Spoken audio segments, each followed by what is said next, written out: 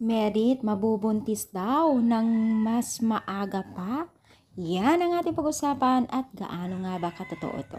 So bago natin ipagpatuloy ang ating pag-support today's video, kung bago ka pa lang sa aking channel, please subscribe, like, and pakit na rin pa natin guys ang notification bell upang ma-update po tayo tuwing ako po ay nag-upload sa mga viral and trending video. Pa-comment na rin po guys kung saan nakarating ang ating video. So alam niyo ba guys, talagang hindi talaga tinitigilan din ng mga basher itong si Merit na talaga naman pong lampas or talagang kung ano-ano na po ang pinagsasabi sa kanya na mabubuntis daw di umano ng mas maaga itong si Merit compare sa mga ibang love team. So syempre guys, no, hindi ito maganda para sa mga supporters ng Jamdit na kung saan ay talagang ito ay ma-hurt sila at hindi nila magugustuhan ito.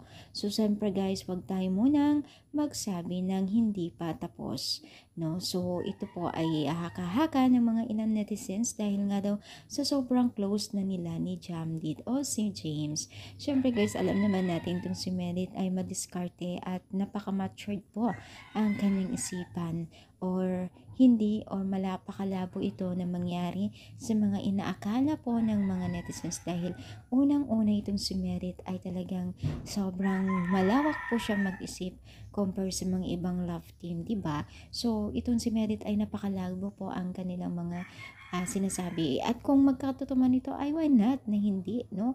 Dahil sobra naman po ang kanilang pagmamahalan bawat isa sa kanila, di ba? So kung ano man po yung mga dapat mangyari o mga bagay-bagay na mangyari ay labas pa rin po tayo sa kanilang privacy, di ba? So ano masasabi ninyo? I-comment down, palike po ang ating video. Thank you and God bless all.